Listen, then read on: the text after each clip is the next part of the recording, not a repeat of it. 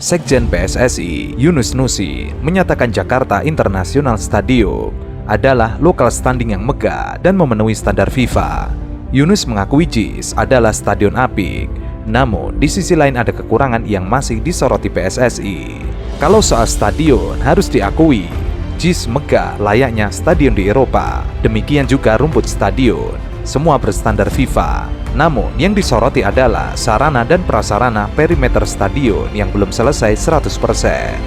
Ada kawasan pemukiman yang sangat padat dengan jalan yang sempit. Coba kita bayangkan kalau sekian puluh ribu supporter yang datang masuk untuk menonton, dan itu tadi flow-nya, mudah-mudahan Anda sudah kesana lihat sendiri, flow keluar masuk hanya satu pintu dari jalan akses utamanya masuk ke dalam.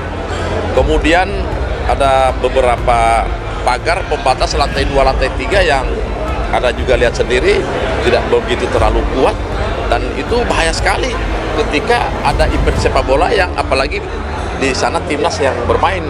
Mungkin ada kegembiraan, ada luapan kegembiraan yang di supporternya tiba-tiba mereka goyang pagar ada lain-lain dengan ratusan orang atau ribuan seperti itu kami belum waktunya. Kami yang untuk saat ini belum sesuai dengan karakter supporternya Indonesia.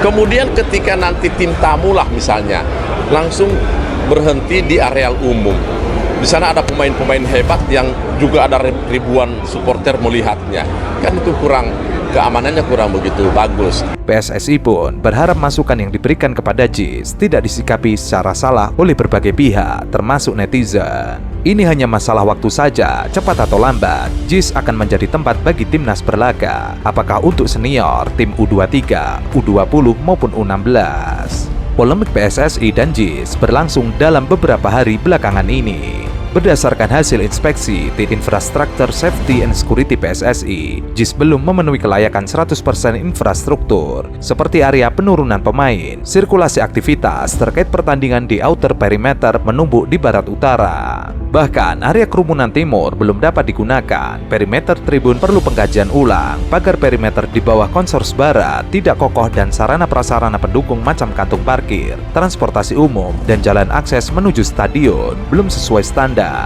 Dengan alasan itu, PSSI belum berani menyelenggarakan laga timnas Indonesia di stadion berkapasitas 82.000 penonton itu.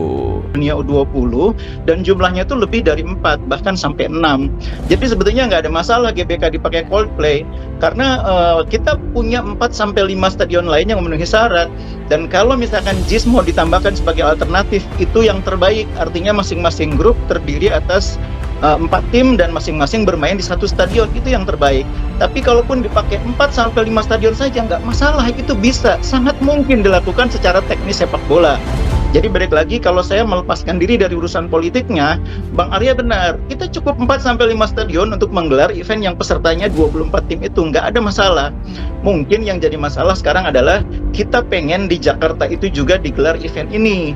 Jadi kalau misalnya GBK dipakai buat Coldplay, maka kita harus punya alternatif. Yang adanya JIS gitu ya. Iya, JIS menurut saya alternatif yang terbaik. Jangan lupa bahwa FIFA ini menyelenggarakan Piala Dunia U17 itu akan beda standarnya dengan U20 atau yang senior. Standar keamanannya juga memang pasti diperhatikan, tapi tidak akan seberat yang senior. Karena penontonnya U17 tidak akan sebanyak kalau senior. Tidak akan ada ribuan orang Brasil yang berduyun-duyun ke Jakarta, tidak akan ada. Tidak akan datang ribuan orang dari Mali berduyun-duyun mendukung timnasnya ke Jakarta, enggak akan. Beda dengan Piala Dunia Senior.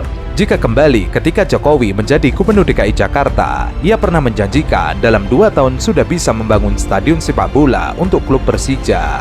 Bagi klub sebesar Persija, semestinya punya stadion sendiri, masa tidak punya, kata Jokowi. Dikerjakan, tidak segera dimulai.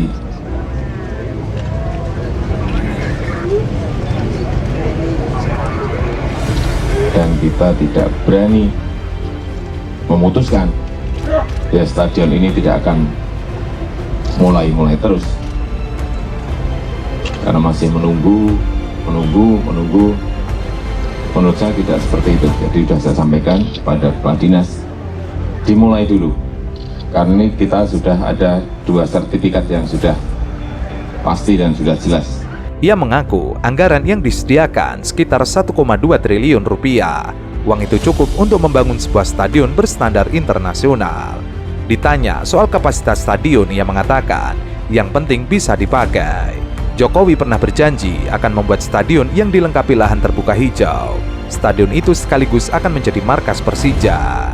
Ia mengatakan lokasinya sudah ada. Dia akan menjadikan Persija sebagai tim yang berprestasi. Selain dukungan fasilitas berupa stadion, akan disediakan pula pemain yang berkualitas. Setelah Persija berprestasi, ia meyakini sponsor akan berbondong-bondong datang.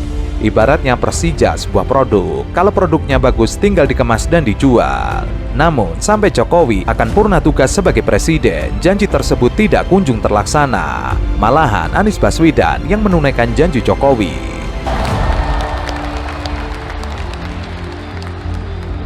Perjuangan ini diawali modal pertama, modal terutama untuk bisa bekerja membangun stadion ini adalah dukungan yang luar biasa dari The Jackmania. Dari mulai saat direncanakan, dari saat janji itu diungkapkan 5 tahun yang lalu, janji membangun stadion itu diungkapkan, dan The Jack bersedia mempercayai janji itu. The Jack bersedia untuk ikut mengawal janji itu. Klub Persija Jakarta sebelumnya sudah memiliki stadion sendiri di Menteng. Namun kemudian stadion ini dirobohkan dan kini dijadikan Taman Menteng. Adapun Stadion Lebak Bulus sebentar lagi nasibnya juga akan sama, dirubuhkan untuk kemudian dijadikan stasiun Mass Rapid Transit. Bahkan saat Jokowi menjadi presiden dan digantikan oleh Basuki Cahayapurnama, Persija sempat berkonflik dengan Ahok. Persija dari punya mereka. Masa sih nggak ada goodwill-nya punya Pemprov? Kan lucu gitu loh. Saya juga bingung. Kalau memang nggak boleh Pemprov punya saham, ya kan kita punya BUMD. Kenapa sih Persija dulu nggak dikuasai oleh BUMD semua? Orang Persija punya kita kok. Kenapa kasih perorangan begitu? Namun berbeda dengan Anies Baswedan. Sama juga, gue kasih tahu ya, pertandingan terakhir, kalau bukan Pak Anies yang nelfon, kita nggak akan bisa main di GBK. Gue bicara jujur, pertandingan terakhir, kalau Pak Anies yang nelfon, kita nggak akan bisa main di GBK. Tornya ketika dia disayembarakan itu sudah ada panduan bahwa stadion ini harus memenuhi standar FIFA. Seperti tadi saya katakan, kita punya aset besar, kalau tidak bisa digunakan untuk event internasional, ya mubazir lah anggarannya. Dan tidak mungkin DKI pada waktu itu bertindak tidak rasional ketika mendesain sesuatu yang ternyata tidak terpenuhi. Tapi memang harus diakui, FIFA juga punya standar dalam konteks dia punya guideline yang tahun terbaru 2022.